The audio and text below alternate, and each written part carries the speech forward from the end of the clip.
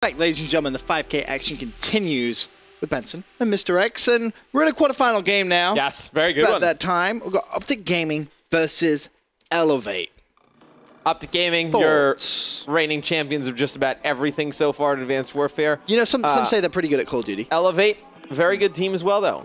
It's going to be they're good. It's going to basically be MW, the three core guys of MW. You know, it's basically Slack, Huddle. Today they're going to be playing with TJ. Usually their team's Classic suspended from some stuff that happened at the end of Season 1. Don't count cover. You. Sensor as well. Yeah. Don't do what they did. Not very good. Looks like the game's been ended. We're not going to get started, but it's going to be Retreat Hardpoint. Heavily favors Optic Gaming. One of their best hardpoint maps. Definitely expect them to win this one. I'm going to try and find some social media We're updates. missing a guy. We're missing Space. Missing Spacely? Social media updates on what? On video games, man. Can you bring up Play stream? I already have it open. In Sync today. Not the band In Sync, they suck. In Sync. In Sync didn't suck. Dude, they suck. In suck. For me, they suck. I met this is actually kind of a random story. Here we go. Story time with Mr. X. I was at the top of the Standard Hotel. It's a nice little like good spot. Club, bar, lounge over there. Yeah, pretty funny. I go upstairs with my friend. We go to smoke a cigarette. And like, hey, I noticed that guy over there. He looks familiar. I'm fairly intoxicated at this point. I'm like, my friend Jason's like, I think that's the guy from NSYNC. Actually? It was Lance Bass. And we proceeded to scream at him, can you sing us songs? And he thought we were funny, but he didn't sing us any songs. He didn't sing your song? No. I would be mad. He walked away. I would be furious. I would start throwing things at him. It's great. Demanding music. It was hilarious. Let me ask you this real quick. TR versus DT, another quarterfinal game that's actually just begun. TR wins up. TR wins? Okay, we're both on the same page. Just check. Yep, just like I said, TR will move all the way on. I'm some kind of magician, prophet, wizard. Some kind of magician, prophet, wizard. I think I just said that. Okay. Well, on that note, Optic Gaming, I got Optic Gaming in this one. Who do you got? You have to take Elevate. You do? Yeah, you do.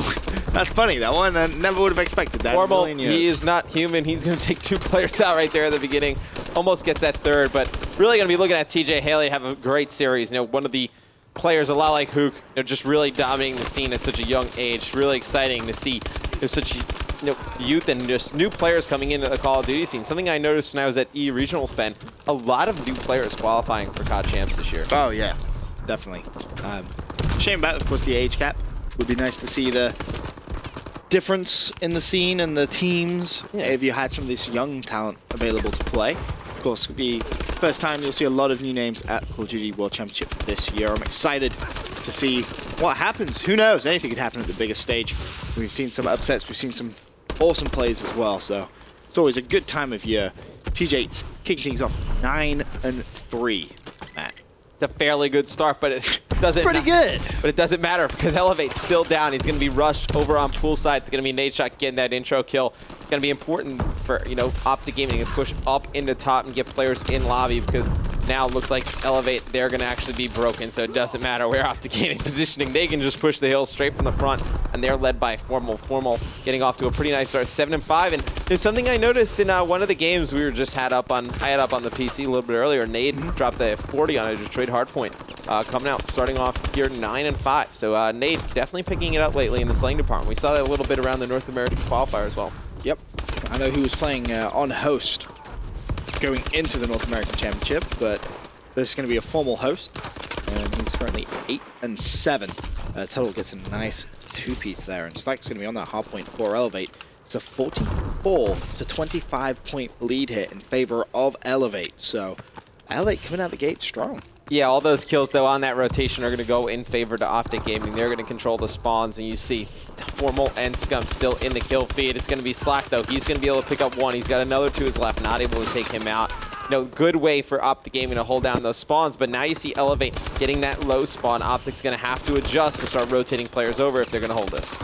Looking for Huddle to try and pick up that kill on Scump. He does so, and trying to push it to the hard point. That's going to be his second kill in a row. Looking for the third, finally falls. But Optic Gaming coming back into this one, 50 to 46 points, and it's going to be Scump and Crim on that hard point. Well, they do have that favorable cave spawn, but Scump on the hard point, it's so hard to try and break in. As Crim, he's going to fall as well. That's TJ just jumping in and obliterating everything he sees. A 16 and 10 start, got to give him some more love. Oh, absolutely. One of their best players in Call of Duty, regardless of age. And this next hill is going to be huge. And something that's interesting about Optic Gaming is we talk about a lot of teams, they have the money hills on each map. The hills that you want to take a ton of time on. And this one, this low one, and the next hill can advance to up top. Optic Gaming, they're capable of taking any amount of time on any hill. Yes. They have the gun skill, and they just have the teamwork at this point to be able to do whatever they want. Yep. They've stuck together. Not made any team changes, because why would you? When you have a squad like that. We talked about this the other day. Where are you going, realistically? Ultimately, the only place you go is... retire, you don't play. You retire, you make YouTube videos, you play some Minecraft. That's about it. But, this squad looking very good going into the Call of Duty World Championship. But here's something which me and Santa talked about briefly yesterday. I want to get your opinions on it. Obviously, last year, Cole not winning US regionals. Probably a good thing for them. Kind of a reality check of, hey, look, we can be beaten.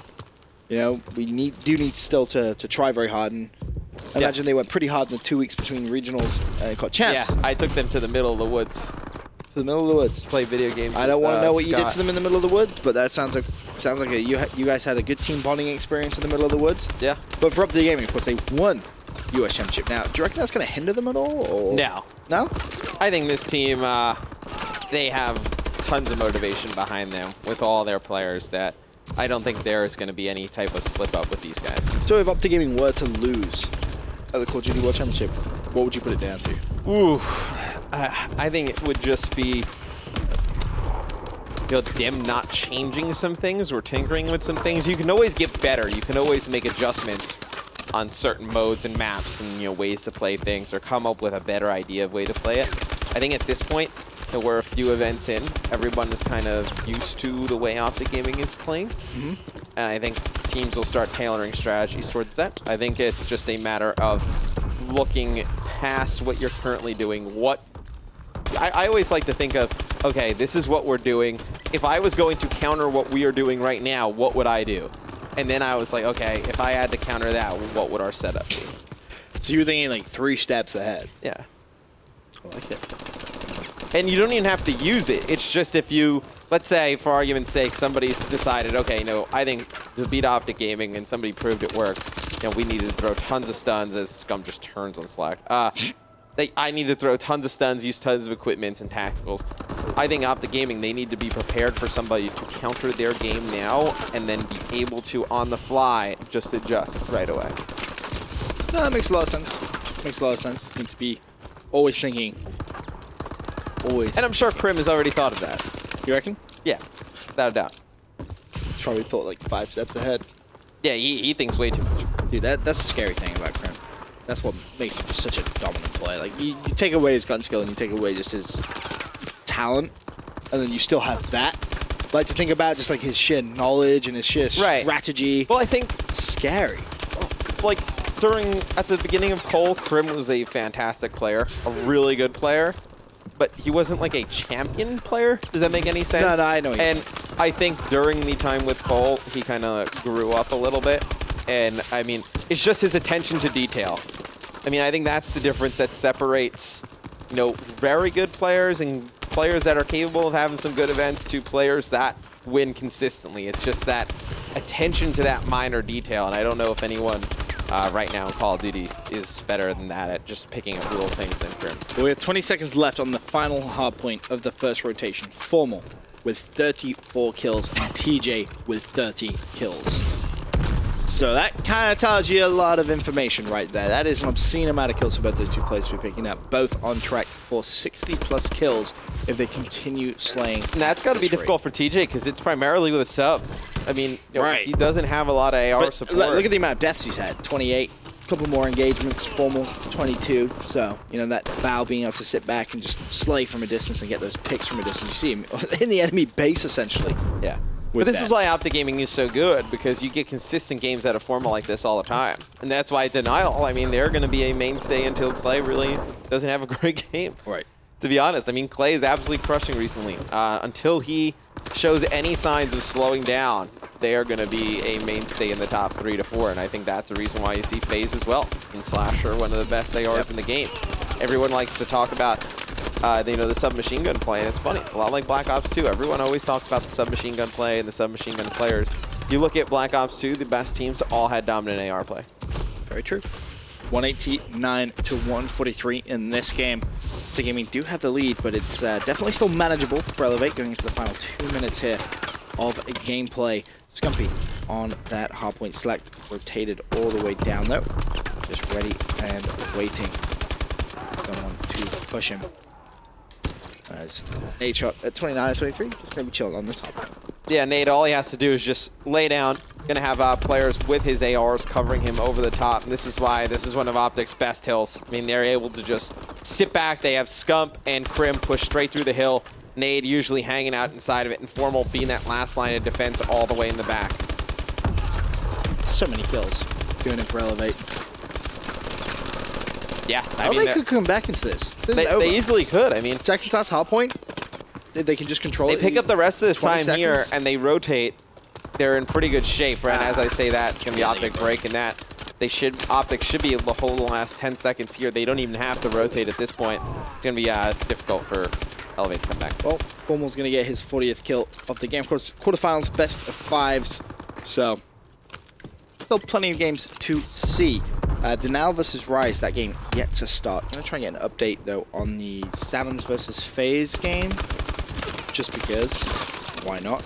Yeah, that I believe is still a best of 3, yes, if I'm not mistaken. So, going to try and get you guys an update on that one. No update as of yet, but we will see what happens there. Optic Gaming go 1-0 up against Elevate here in the quarterfinals of today's 5K.